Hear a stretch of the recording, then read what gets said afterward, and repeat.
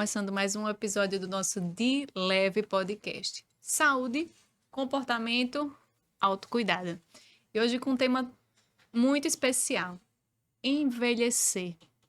Envelhecer traz consigo, é uma palavra forte, mas ela traz, além de rugas, alguns sinais que nosso corpo já não funciona tão bem. E esses sinais às vezes geram uma dependência. E essa dependência muitas vezes gera uma inversão de papéis, quando nós passamos a ser pais dos nossos pais. E quando esses papéis se invertem, será que existe uma maneira de haver harmonia nessa relação familiar? Né? E aí, mais ou menos isso que a gente vai falar hoje.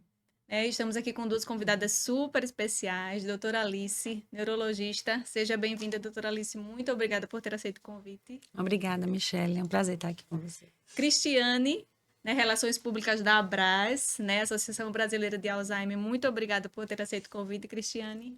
Obrigada a você É um prazer por tê-la estar aqui conosco. nesse momento. A incidência, de demências, Alzheimer, de idosos mais dependentes, ela vem aumentando ou é devido à longevidade? Então, a longevidade tem influenciado, nisso, porque a gente sabe que a expectativa de vida agora é bem maior. Sim. A gente conhece as doenças, mais controle dos fatores de risco e a população está atingindo uma faixa etária muito diferente do que era há alguns anos. E, além disso, o conhecimento sobre a doença. Então, tem se falado mais sobre as demências, O pessoal tem se informado sobre a situação, como é, então a gente está conseguindo dar um número maior de diagnósticos. Então, acho que é uma associação, não só da longevidade, como as informações, o conhecimento sobre o que é uma demência. Existe uma forma de um envelhecimento cerebral melhor? Existe Sim, isso? existe. A gente até fala que a demência em si, quando ela se instala, não há um tratamento curativo. Então, a gente tem que trabalhar a prevenção. E a prevenção é justamente o controle dos fatores de risco. A gente sempre orienta o controle da pressão, da glicemia, do colesterol. A atividade física regular é extremamente importante. A questão da alimentação saudável, atividades de lazer, atividade de socialização. Tudo isso vai estimular o cérebro de forma positiva, vai trabalhar melhor a oxigenação e, com isso, vai trabalhar a prevenção. A gente sabe que tem o componente genético também envolvido na predisposição para essa doença, mas a gente sabe que a gente consegue prevenir de outras formas também, fazendo esse controle, que é uma doença multifatorial. A Abras, a associação, ela dá um apoio às famílias, é o papel da associação? Sim, a Abras, ela tem aqui também Alagoas, em vários estados do Brasil. É bem interessante que o familiar chega lá. Essas reuniões acontecem aqui em Maceió uma vez por mês, a segunda-feira de cada mês, na Igreja São Pedro. E o cuidador chega lá, o familiar, o cuidador profissional chega lá em busca de ajuda, de orientação, num momento tão difícil que é a caminhada do doente, a caminhada da doença, A gente tem que ler muito, a gente tem que realmente procurar alternativas de como a gente passar sempre segurança para o nosso paciente, para o nosso doente de Alzheimer. E a gente tem aquela força, aquela ajuda que é necessária, porque a cada dia é uma situação nova que acontece. E você é um exemplo, Cristiane? Porque você tem essa realidade dentro da sua casa, uma Sim. realidade que começou de uma forma muito precoce. Muito precoce, com minha mãe aos 59 anos, Minha mãe, ela era muito culta, ela gostava de ler, ela era professora, ela trabalhava com comércio, então ela era muito atarefada durante todo o dia, Além de cuidar muito bem da família, dos filhos e dos netos, E a doença veio muito jovem, ela muito jovem, aos 59 anos. E foi difícil porque quando a doença vem, assim, precocemente, é mais difícil do que com uma pessoa idosa. Verdade. A gente estava conversando um pouquinho antes sobre um estudo que foi feito, um estudo grande, foi feito com 44 mil pessoas, falando sobre a importância de você ver o lado bom, de você transferir as coisas para o lado positivo. Que as pessoas foram acompanhadas, as famílias, e a maioria dos idosos, ou até um pouco mais jovens que evoluíram para demências e principalmente o Alzheimer, eram pessoas negativas, que a gente chamou de neuroticismo, Elas não conseguiam ver o lado bom das coisas, eram pessoas que se estressavam com facilidade. Você consegue observar isso? Não, na minha mãe eu não conseguia observar isso, Foi assim, super diferente, Até por conta que eu disse que ela era uma pessoa Muito ocupada. Quando a gente ativa, começou a ler, sobre a doença, sempre tinha assim, que era uma pessoa meio que parada, ou negativa, mas totalmente diferente da minha mãe. Como também na história familiar nossa, os nossos tios, os tios da minha mãe, faleceram muito velhinhos e se chamava Tabroquinho por conta da idade, né? Sim. Então, não era o esquecimento que a minha mãe teve aos 59 anos, foi difícil, né?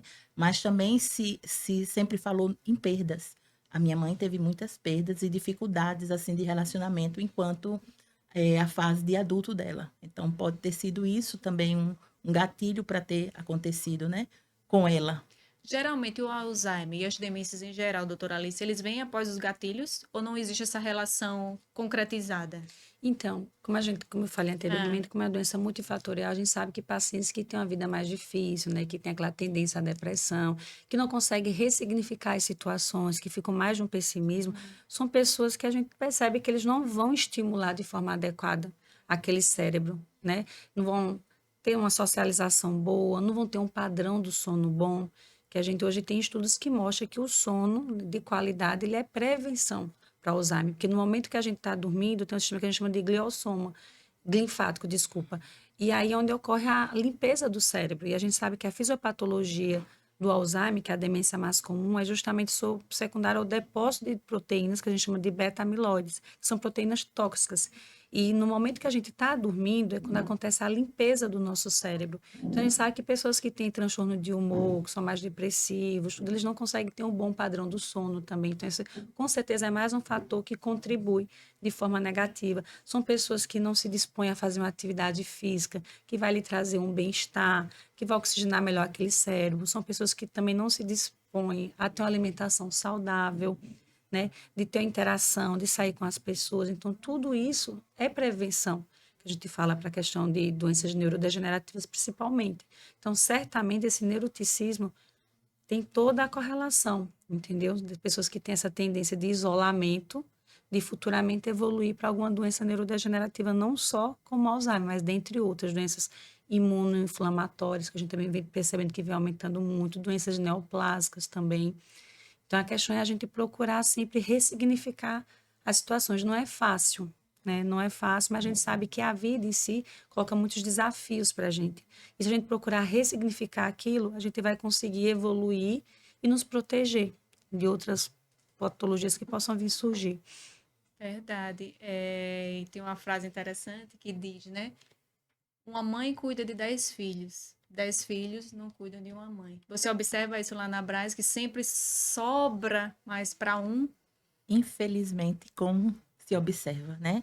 É aquela carga em uma pessoa só, muito difícil, né? Naquele familiar, a gente sempre orienta, o cuidador precisa de cuidados, porque senão é ele quem adoece, né?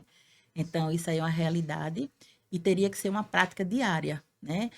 Mas também nós vemos muitas famílias que eles delegam aquela rotina para todos os filhos, para todos os netos, para todos os sobrinhos, né? Não, hoje é o dia, hoje é o O plantão, rodízio, né? Que o é uma coisa rodízio, fantástica. exatamente, que isso aí é muito importante, não só importante para quem cuida, mas para quem está recebendo cuidado.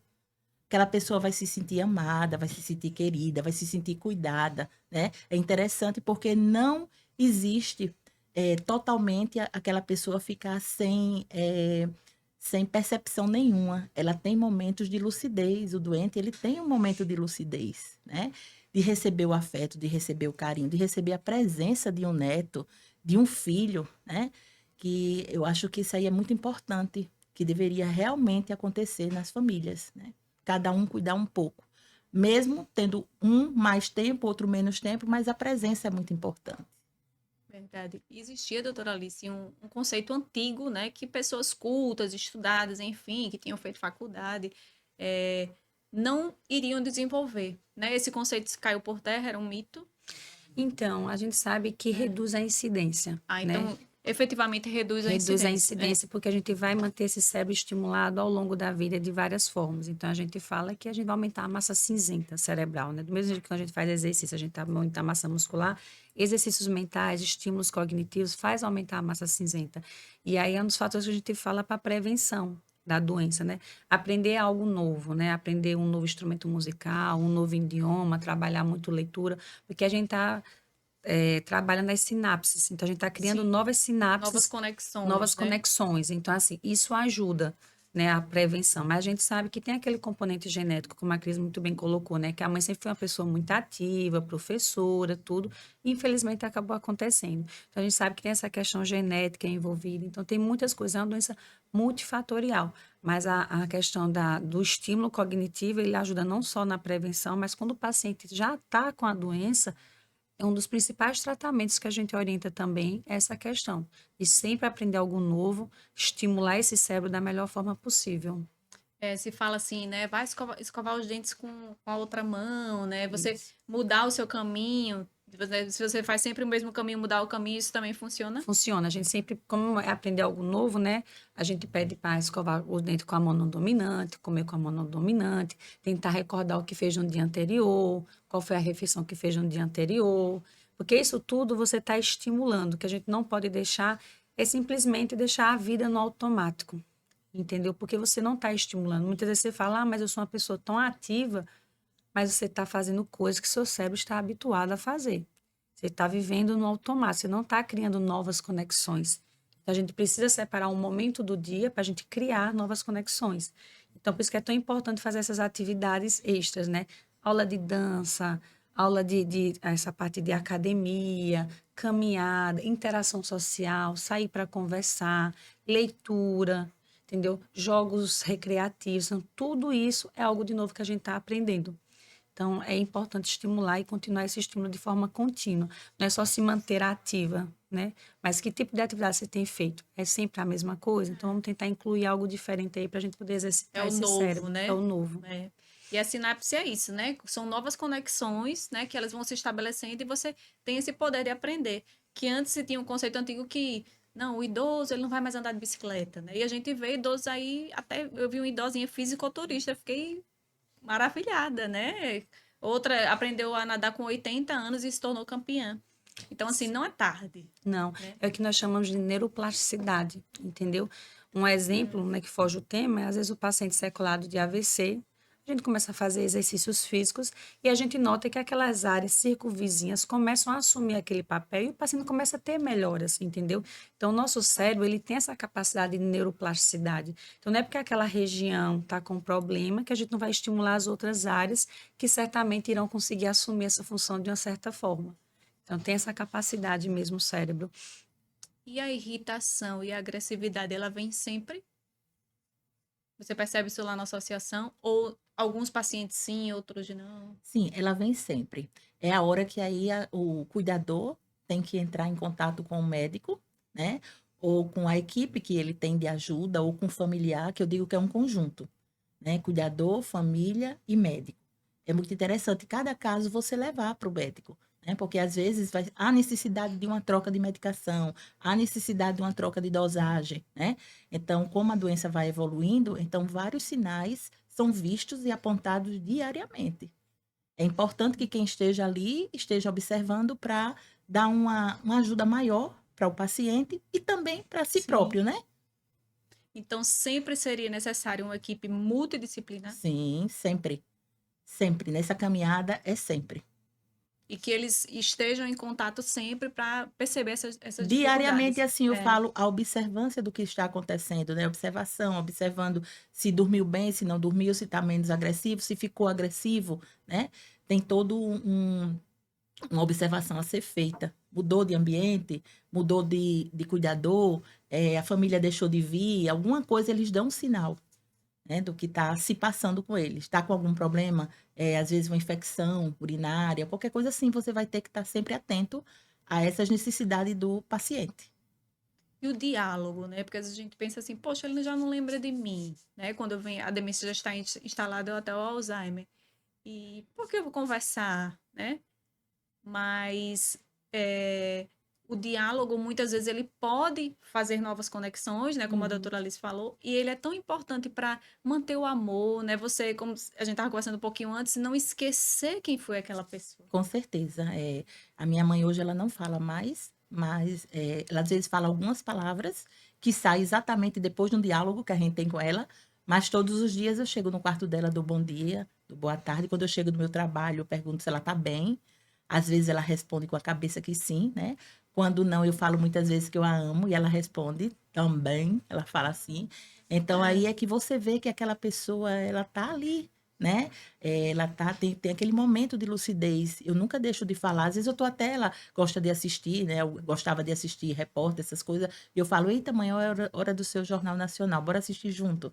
Ou então, mãe, vamos assistir o Padre Lúcio, que a gente reza todos os dias, diariamente, às 18 horas.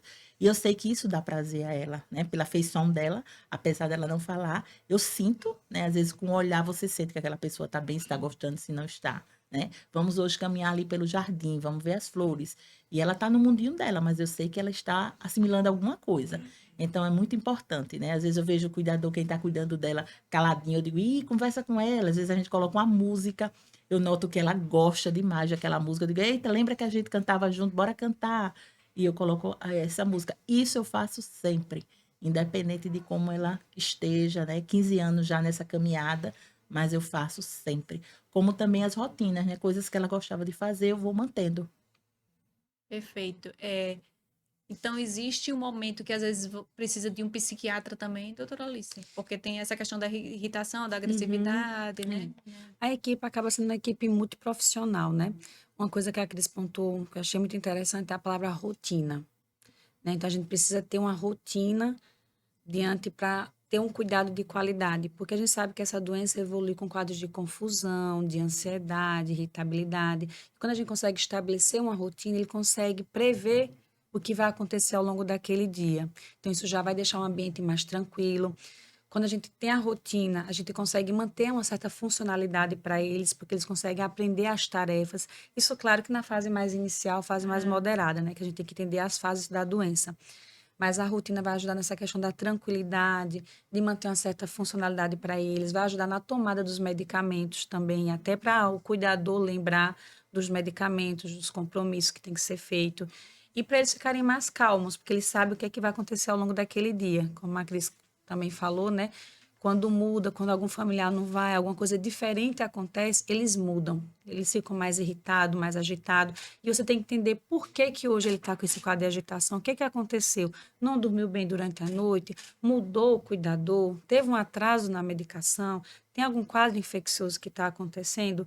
E sempre manter um diálogo com aquela pessoa. Porque quem está ali, você não tem que olhar como uma pessoa com Alzheimer. Você tem que ver que existe um ser humano, uma pessoa que tem uma história que está por trás daquilo. Infelizmente, ele agora está cometido com uma doença. Mas você tem que olhar com olhos de amor, né? Ter uma escuta para ele, né? Lembrar, se for a mãe, no caso, nossa, cuidou de mim com carinho, me educou, muitas vezes me ensinou a ler, a escrever, e agora ela não consegue identificar nem o que é um lápis. Então, quando a gente faz com amor, vai ser mais suave o caminho, né? A gente sabe as dificuldades, mas vai ser mais leve.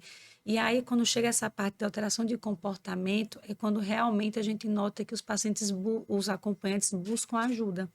E, infelizmente, muitas vezes o diagnóstico se dá nessa fase. Quando está na fase leve, em que o paciente está mais repetitivo, né? Às vezes se perdendo em locais conhecidos, muitas vezes o familiar não percebe. Acha que é uma distração, é porque tá a mudança de humor, tá mais ansioso, não consegue notar. Então, quando há uma mudança de comportamento, fica mais agressivo, falando palavras inapropriadas, é que nota que está estranho, que ele nunca foi assim. E aí, quando procura ajuda, seja com o neurologista, seja com o psiquiatra, tá? E aí a gente vai fazer o acompanhamento medicamentoso e também não medicamentoso. A questão que eu acho que às vezes é um dilema, quando chega a família para o médico, seja psiquiatra ou não, é o neurologista, é aquela angústia pela melhora imediata, entendeu? Ah, o remédio não está fazendo efeito. Só que a gente tem que, a primeira coisa é conhecer a doença. Tá? Uma arma forte que a gente tem como família, como cuidador, é conhecer a doença, conhecer as fases da doença, que fase que seu ente querido se encontra, para a gente poder conversar. Entendeu? E trabalhar expectativas. A gente sabe que tem um tempo de aceitação daquela família e a gente precisa respeitar esse tempo. Né? Tem famílias que muitas vezes a gente sabe que quer fazer um acompanhamento mais próximo, que a gente sabe que a doença está progredindo. E a gente nota que tem filhos que se recusam a passar na consulta, ficam adiando, porque é doloroso para eles, entendeu? Porque na consulta a gente começa a pontuar algumas coisas, eles conseguem perceber que aquilo é da doença. Né? Muitas vezes a gente faz alguns testes no consultório que a gente olha para o filho e vê o olhar de espanto. dizer, nossa, mas ele não consegue desenhar, por exemplo, um teste de um relógio, ele não consegue fazer esse teste, aí que percebe como tá difícil para o meu pai ou para minha mãe, realmente. Aí você nota que é como se a ficha fosse caindo, sabe? Então é um processo doloroso para quem também está acompanhando, que você percebe aquilo. E às vezes eles demoram a voltar porque eles não querem sentir aquilo de novo, né? A gente sempre comenta, ó, a gente respeita esse momento, mas a gente não pode retardar os tratamentos, porque a doença está progredindo, a gente está limitando a qualidade de vida dele, né? E aí a gente, quando nota essa questão do comportamento, a gente sempre fala, você entendendo a doença, vai entender que o processo, as medicações não tem uma ação imediata, infelizmente não é uma pílula mágica. Cada Existiria uma paciente, maneira de estacionar? infelizmente não, né? O tratamento ele não é curativo, mas a gente consegue fazer com que a evolução seja lentificada. É aquela coisa, eu sempre falo, ó, o carrinho, ele está descendo a ladeira, ele vai descer essa ladeira. Só que a gente pode botar um freio, né? Para que ele desça de forma mais controlada, né? E de forma mais lenta. E é onde vem a questão do tratamento, né? O tratamento medicamentoso, ele faz com que a doença ela fique muitas vezes alguns anos na fase leve. E lógico que a gente sempre vai reforçar, olha, não é só tomar o remédio, a gente precisa reabilitar. E aí entra a questão da estimulação cerebral, né? Criar novas conexões, aprender coisas novas, interagir. E aí é onde a gente deve conhecer quem é aquela pessoa que está por trás da doença. O que é que ele gostava de fazer? Fala para mim, explica como ele era. Gostava de passear, gostava de ler, gostava de ouvir música. Como era isso? Para a gente poder estimular de forma que traga prazer. Não adianta eu chegar para uma pessoa que não gostava de ler e dizer, ó, vamos trabalhar a leitura. Não vai ter uma adesão, entendeu? Não vai ser prazeroso, vai trabalhar, vai ficar mais irritado. Então, a gente sempre pede para tentar, para a gente conhecer como era aquela pessoa, principalmente a gente como médico, porque a gente vai poder traçar a parte não medicamentosa, como é que deve ser feita. E a partir do momento que a gente trabalha com amor e com escuta, a gente vai saber melhorar a parte comportamental, né? Que a gente vai Sim. olhar e vai enxergar não aquela pessoa doente, mas sim quem está por trás dela. Aí, como a Cris falou, né? Vamos assistir o jornal, vamos ouvir música, vamos passear, vamos conversar. E mesmo quando não está conseguindo nem verbalizar mais, tem várias formas de você notar Sim. que tem uma memóriazinha ali, entendeu? Você mostra fotos, então você nota no olhar Sim. deles, né? Quando você mostra fotos Sim. antigas, mostra vídeos familiares, você percebe. Quando você bota músicas do tempo deles, você percebe que fica mais calmo, o semblante muda. Então, tem várias formas de a gente manter essa conversa, Sim. né? De forma que traga prazer. Michele, é uma forma e uma caminhada muito delicada essa questão da medicação, como a doutora disse. Ela falou assim que muita gente chega e diz assim, esse remédio não está funcionando, remédio não está fazendo efeito. E na verdade ele precisa ter uma rotina, né? Ser dada na hora certa, no momento certo e a dosagem certa, né? E para que surja o efeito, para realmente se ver, fez efeito, não fez, precisa aumentar a dosagem. Por isso que eu disse, é um caminhar muito delicado, mas E que atento. e de muita responsabilidade, porque senão você vai ficar trocando a medicação daquele paciente sem necessidade, o qual que aquele remédio já iria fazer efeito, né? É como ela falou também, fazer o que ele gostava de fazer, né? A minha mãe começou a doença e minha mãe era muito vaidosa. E até hoje, 15 anos da doença, ela ainda pinta os cabelos. Eu pinto os cabelos dela, né? E assim, mais ou menos 5, 10 anos da doença, eu arrumava e às vezes ela chegava no espelho, eu achava, assim, tinha dias que eu arrumava, ela chegava e tomava banho. Molhava-se toda. Mas, mulher, você fez uma maquiagem, você ajeitou o cabelo e você se molhou no chuveiro? Ela dizia, e foi. Já tinha esquecido que É. tinha se arrumado. E às vezes ela chegava no espelho e dizia, tô linda, não tô? Então, isso aí para mim era muito gratificante, né? E hoje, como ela não vai se olhar no espelho e não fala, eu falo para ela: mãe, você tá linda, olha, tá com o cabelo arrumado, você pintou o cabelo, a gente pintou seu cabelo, você tá maquiada, você tá linda. E assim, todas as pessoas que chegam para visitar fazem, mas como você tá linda? Então, acho que aquilo no subconsciente dela é muito bom, né? No início da doença também eu ia à missa com ela, que ela gostava todos os domingos de ir. Eu chegava na igreja e dizia para o padre, padre, a minha mãe está com Alzheimer. Por que eu falava? Porque na hora de sentar na igreja, ela ficava em pé. Na hora de ficar em pé, ela ficava sentada. Então o padre não ia entender, né? Fora outras coisinhas que acontecia. Mas ela ia para a missa e ela ficava ali sentadinha. Então vai mudando, né? Já não dá para ir mais agora. Mas a gente vai criando outros hábitos de fazer que dê prazer. né, da família, do familiar estar presente na vida daquele doente. É muito importante, indispensável. A associação, qual é o papel fundamental dela? O que ela faz exatamente? Ela ajuda, né, o Sim, cuidador, é, o familiar que chega lá, sim. né, com Atra... orientações, através de orientações, de dicas, porque sempre tem um profissional, né, ali acompanhando as reuniões, e também ela é composta de vários profissionais, até da área jurídica também, né? Na hora do paciente precisar da curatela, a gente tem a defensora pública que orienta, então ele recebe toda uma orientação da necessidade do momento que aquele paciente está precisando. Muito bom. É, antes, viver 100 anos era uma utopia, um sonho, né? Hoje todos nós conhecemos alguém que já está pertinho disso. Com esse aumento da expectativa de vida e um envelhecer mais saudável, que hoje é uma realidade, é, é uma regra que todo idoso vai ter um déficit de memória? Não necessariamente, né? A gente sabe que o esquecimento ele acomete não só idosos, né? A gente tem notado que os jovens também é uma queixa frequente no consultório, que está esquecido, porque meu avô tem Alzheimer e eu preciso fazer exames para saber se eu também tenho essa doença. E a gente lá é o momento da gente esclarecer, explicar como é que funciona, porque hoje está tudo muito acelerado, são muitas informações vindo, né? Principalmente no meio digital. Então, às vezes você vai fazer alguma coisa, aí pega no celular para ver uma hora, aí você acaba checando mensagem, entrando nas redes sociais e acaba esquecendo o que queria fazer, vai responder uma mensagem. Então, fica aquela sensação que está esquecido, né? Seria a dispersão que causa isso. Exato, a questão da concentração. A gente tem notado que nossos jovens, principalmente, estão tendo problemas de concentração, não necessariamente secundário a uma patologia como transtorno de déficit de atenção, mas mais essa vida acelerada que está existindo. A questão da memória, né, com o envelhecimento, a gente nota que o nosso organismo vai envelhecendo como um todo e com o cérebro não é diferente. Mas não é um esquecimento patológico. Quando a gente fala de esquecimento patológico, é aquele que vai ter o déficit de memória e isso vai prejudicar a funcionalidade do idoso, né? É aquele esquecimento que vai limitar ele da tomada dos medicamentos, que vai dificultar ele para tomar um banho sozinho, porque não vai lembrar o passo a passo, que vem primeiro é o shampoo, o que é que está acontecendo, que vai esquecer da data de compromissos, data de pagamentos, né, senhas de banco. Então, quando isso começa a acontecer de forma frequente, é um sinal de alerta. Dizer, não é só um esquecimento esporádico, está prejudicando a funcionalidade. Tá? E isso não necessariamente vai acontecer em todos os idosos, o prejuízo da funcionalidade.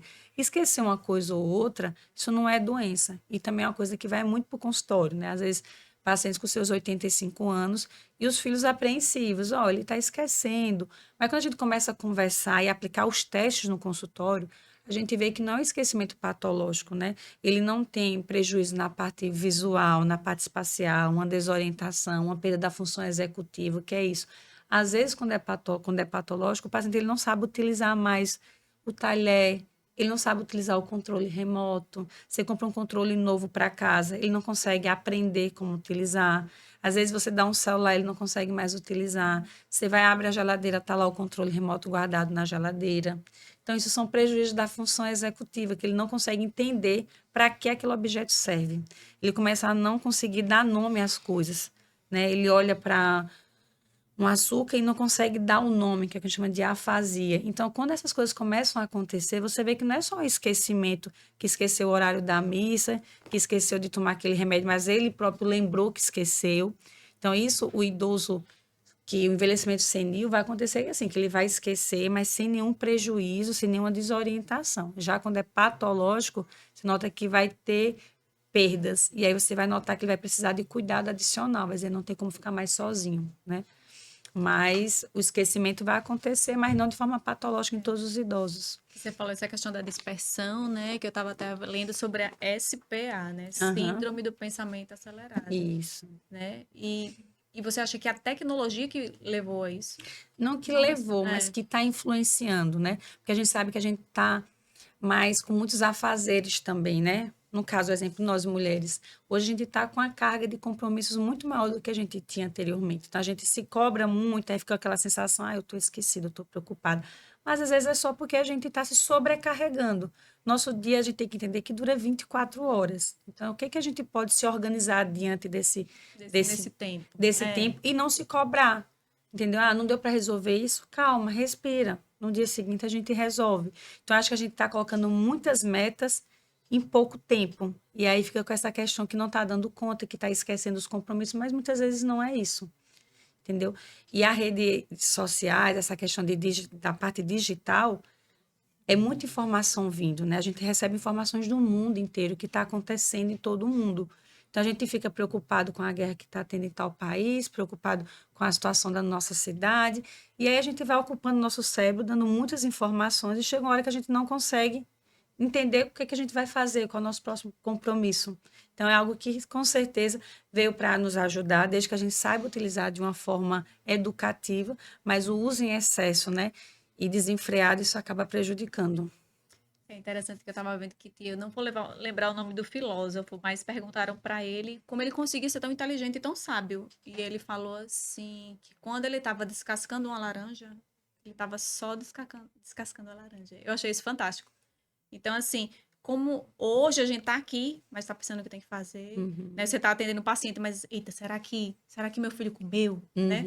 Então, assim, aí perguntaram a ele, ele disse, ó, quando eu estou descascando a laranja, eu estou só descascando a laranja. Então, uma resposta simples, mas para dizer isso. Questão do foco, né? Da concentração. Hoje a gente está com muita dificuldade de se concentrar, entendendo no que está sendo feito, porque a gente tem muitas coisas que tiram.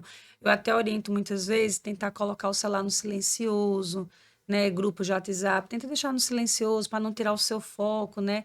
Parte de rede social, deixa no silencioso as mensagens. Quando você quiser visualizar, você vai lá e vê. Separa um horário do seu dia para checar as mensagens, checar o que está acontecendo no mundo, mas deixa o celular um pouquinho mais distante, porque senão você não vai conseguir se dedicar à sua atividade atual, não vai ser feito de forma adequada, entendeu? Porque perde o foco, tira a concentração. E até na hora do sono, né? Porque não você só deixar no silencioso, mas você desativar, né? Botar no modo avião ou desligar o celular, porque a gente pensa que não. Mas aquelas notificações que estão chegando mesmo no silencioso atrapalham. Atrapalha. E como preservar o amor, a atenção, o cuidado, sem deixar a peteca cair, né? Muito difícil, E como não Michele. levar para o lado pessoal? Porque eu já ouvi um relato, assim, que eu fiquei impressionada, assim, de mãe e filha, Sim, muito próximas. sim. A mãe sempre muito ativa. Após o falecimento do pai, ela começou a demência. Foi uma coisa muito rápida. Eu não sei se não foi percebido, né? Como a doutora falou. Mas ela disse, Michele, ela tá de uma forma comigo, uma implicância. E, assim, eu parei para ela, eu disse... Regina, o nome dela, eu disse, dona Regina, é a doença, não é ela. Aí ela olhou assim para mim, né, Michele? Não é ela, é a doença.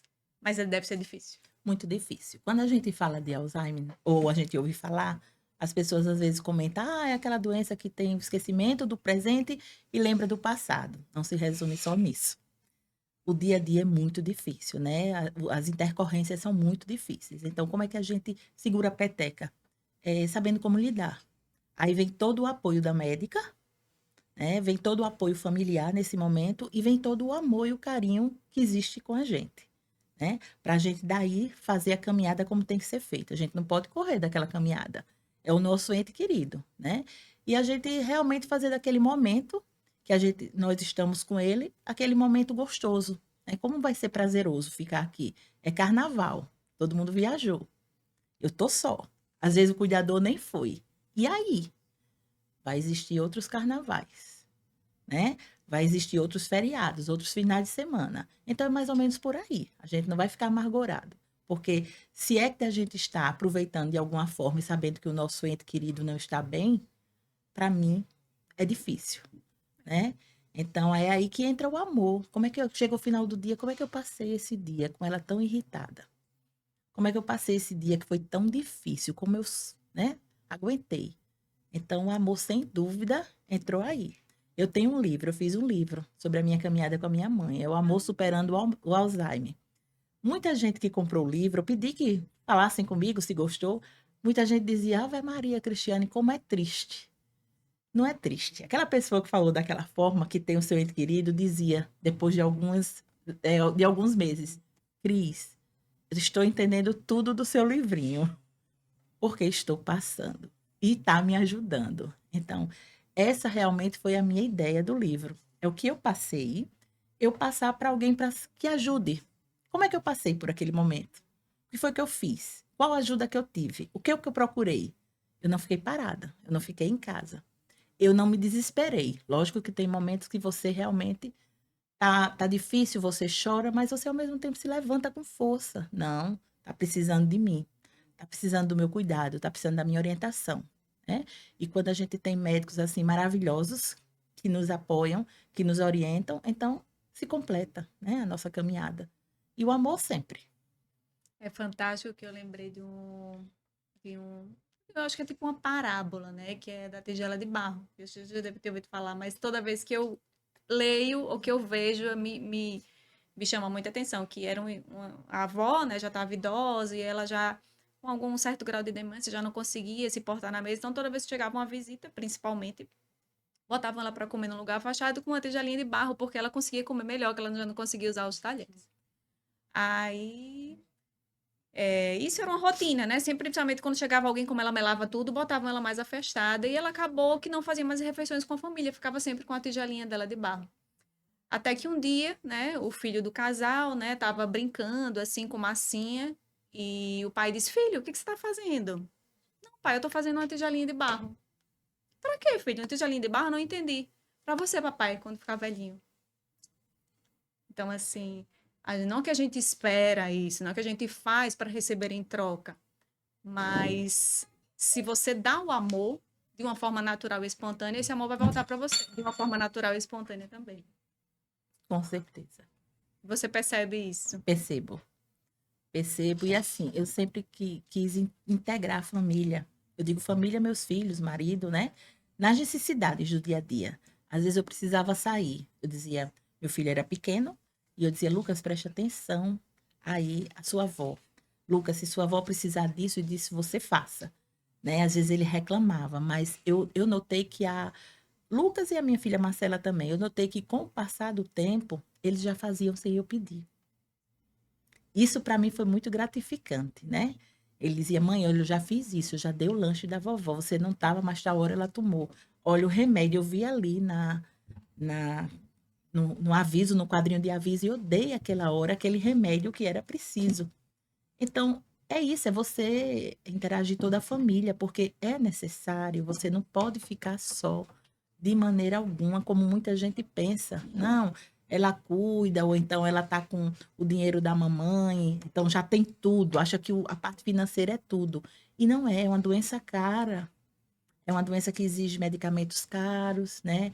Existe o apoio profissional caro, né? Então, realmente, quando todos chegam perto, o caminhar fica diferente. Fica mais leve. Fica. Eu estava vendo os direitos da pessoa com Alzheimer, né? Que eles têm direito à assistência médica, né? Tem direito à isenção do imposto de renda e tem direito a medicamentos gratuitos. A associação, ela entra para conseguir isso com mais facilidade ou não? O papel da Sim, associação? Sim. sim, também, né? A gente dá o direcionamento, né, na Defensoria Pública e outras coisas mais da parte da medicação também, onde a gente orienta onde vai, o que precisa, a documentação que precisa, para daí ser uma grande ajuda para o familiar.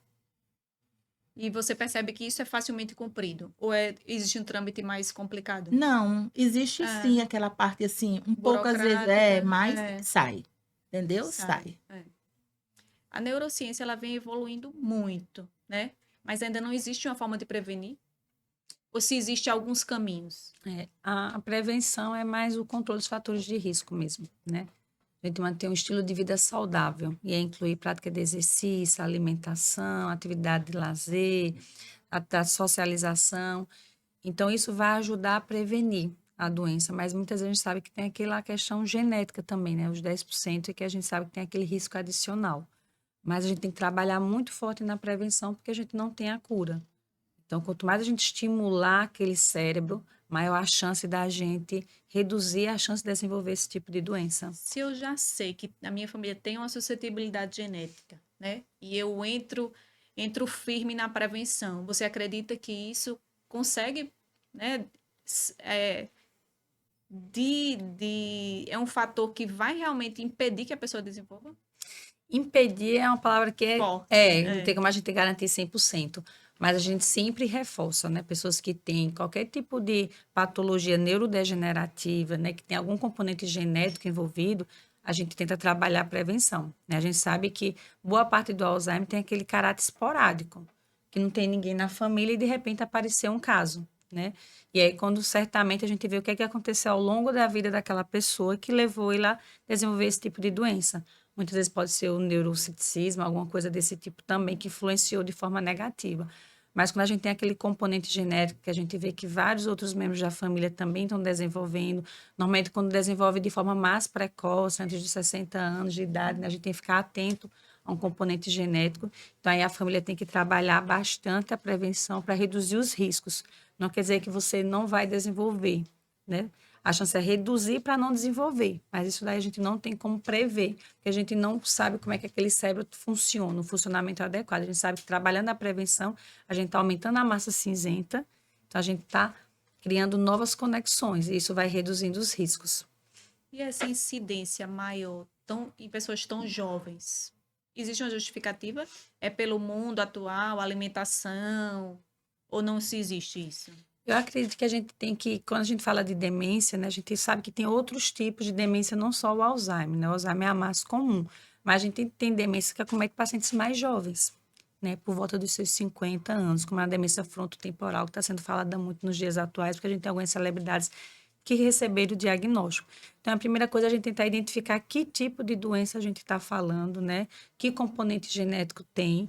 E uma das coisas que está permitindo que a gente dê o diagnóstico é porque a gente está falando muito sobre. A gente está conseguindo dar mais o diagnóstico e está informando a população, é o conhecimento. Então, esses pacientes, eles estão chegando mais cedo no consultório. Então, a gente está conseguindo ter acesso ao tratamento na fase mais inicial, coisa que antes só acontecia quando o paciente estava com um comportamento extremamente agressivo, desorganizado, que estava repercutindo na dinâmica familiar. E aí, quando a família, alguém pegava e dizia, não, do jeito que está, não tem condições.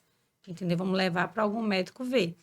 Mas agora não. Sintomas sutis, quando a gente vai alertando a população, né? Ó, não é aqueles, não é só esquecer algo, é que traga prejuízo para a funcionalidade, é estar mais repetitivo nas conversas, é não saber utilizar aquele objeto. Então, quando a gente começa a alertar a população de como é o sintoma do início de uma demência, isso faz com que as pessoas fiquem alerta e levem de forma mais precoce ao médico. E aí a gente consegue dar um diagnóstico e o diagnóstico acaba sendo antes do que era dado anteriormente.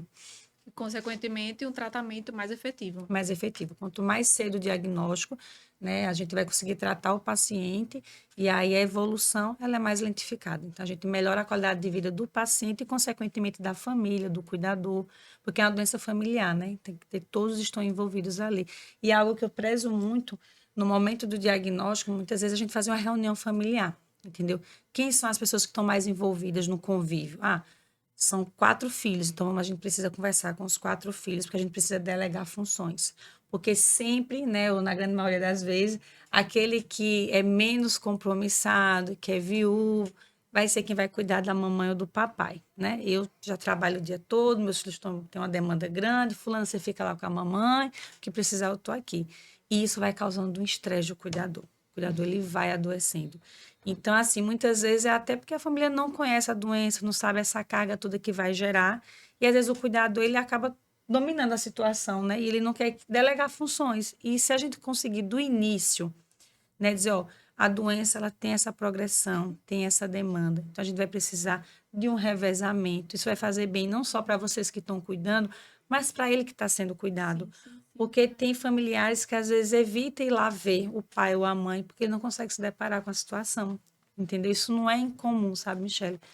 Eles não acompanham a consulta, às vezes você tem que ficar convocando, eu preciso falar com fulano, a gente precisa dividir, você está muito sobrecarregada. Tem até casos que eu já cheguei até a perguntar, você é a única filha? Não, tem mais 3. Então a gente olha e fala, não pode ser assim, não deve ser assim, entendeu? Então parte muito da equipe que está dando aquela assistência, de convocar. E como a Cris falou, é um tratamento caro. Então, a gente não é só o médico que vai estar à frente, né? A gente vai precisar de um fisioterapeuta. A gente sabe que a doença, o paciente vai perdendo a mobilidade, vai tendo dificuldade para deglutição, porque o movimento de mastigação e deglutição, ele é complexo. E o comando vem daqui. E aqui está envelhecendo, não está conseguindo mais orientar as coisas, entendeu? Então, o paciente vai tendo dificuldade para deglutir, fica com a comida na boca, sem saber o que fazer com aquele bolo alimentar. Então, a gente vai precisar de um fisioterapeuta para trabalhar a mobilidade, vai precisar de um fonoaudiólogo para trabalhar a questão da fala, que eles são, até para falar vai tendo dificuldade do comando, entendeu? Questão de deglutição, na terapia ocupacional, que a gente precisa estimular dia. essa memória, né? Não adianta eu falar, olha, faz quebra-cabeça, leitura. Nada é igual a um profissional lá do lado, vendo o nível de escolaridade do paciente e adaptando aqueles exercícios, entendeu? Então, na terapia ocupacional, no psicólogo, do educador físico. Então, tudo isso é custo, né? Um tratamento de qualidade. E, infelizmente, quando a gente se depara com a situação que a gente não consegue ofertar isso, a gente vê nitidamente como a evolução acaba sendo mais rápida. Porque o tratamento não é só remédio. Toda essa parte multiprofissional faz toda a diferença. Então, precisa que a família esteja ciente como é que vai ser essa estrada, o que é que a gente vai precisar, né? De recursos, como é... Pra ser uma estrada com mais qualidade de vida. É. O Michele, e também essa parte que a doutora Alice falou, a questão desse cuidado todo, muitas famílias apontam só com o médico. Ah, o médico não é bom, papai não melhorou. Mas, ao mesmo tempo, aquela família tem que levar para o médico a situação daquele paciente. Né? Ele não pode chegar lá, o médico pergunta, ele não sabe nem dizer como é o dia a dia da sua mãe. Né? Se ele não está presente, porque está trabalhando, mas ele tem que ter o diálogo com quem está cuidando. Como foi o dia do papai?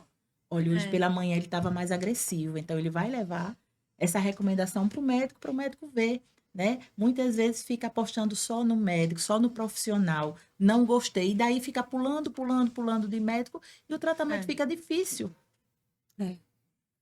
Às vezes não dá tempo do medicamento nem fazer o Não efeito. fazer Que é como a gente falou, né? No momento inicial, a gente tem que esclarecer sobre a doença, a evolução. Porque as famílias ficam naquela questão imediatista, né? Eu quero um remédio que tire essa agressividade dele. Eu quero um remédio que ele durma à noite, mas que durante o dia ele esteja bem. Infelizmente, a Não é coisa assim. não é assim. A gente, lógico que a gente vai melhorar muito, mas a gente precisa do processo para as coisas darem tempo do remédio agir. Nem sempre aquele remédio vai ser o ideal para aquele paciente, né? A gente sabe que tem remédios que o paciente não tolera a medicação, então a gente precisa mudar a medicação. Então, é uma estrada, né? Uma estrada que vai Uma coisa ser interessante que percorrida eu já aí. ouvi muito é assim, ele tá bem demais, não lembra de nada, não lembra que tem que pagar a conta. Esse é o melhor da casa. E, na verdade, a gente precisa desmistificar isso, porque ele sente medo, ele sente angústia, Sim. né? E existe essa Solidão. solidão, e existe essa falsa ideia que ele está protegido porque não lembra. Você percebe isso na sua realidade diária com sua mãe? Percebo muito, né? Inclusive no início da doença, quando ela, acho que 2, 3, 4 anos, que ela saía com a minha irmã, ela ia para casa da minha irmã e ela dizia assim: minha filha, ela ligava para mim, eu estou aqui, não estou indo para canto nenhum. Aí eu dizia: é mesmo, mãe, mas olha, a senhora mandou foto que estava no shopping, a senhora estava na praia. E eu levei isso para a médica. Disse: doutora, será que não. Se ela ficar em casa é a mesma coisa de não sair? Ela Sim. disse: não. O subconsciente vai guardar aqueles momentos gostosos que ela passou ali na beira da praia, que tomou água de coco, apesar dela dizer que não foi. Que não foi. Então é importante, né, eles passearem, eles saírem, né? E você percebe que ela volta renovada quando ela passa por esse Sim, momento. sim, era muito bom quando ela ia para casa da minha irmã, né? Que era quando ela Quando ela podia tinha ainda essa ir, tinha possibilidade, essa né, Cris? possibilidade, porque eu via o efeito que fazia nela, né? Era muito bom. E, doutora, essa realidade das demências e do Alzheimer em geral, você vê que vem aumentando? Você consegue perceber isso?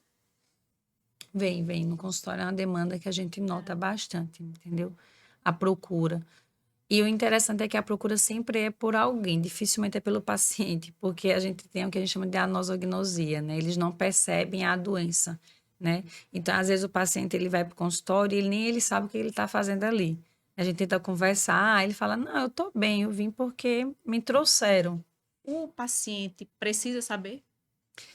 Então, Isso é uma coisa que é bem polêmica. normalmente, você, às vezes, assim, a minha conduta, isso é muito pessoal, né, de É. cada profissional.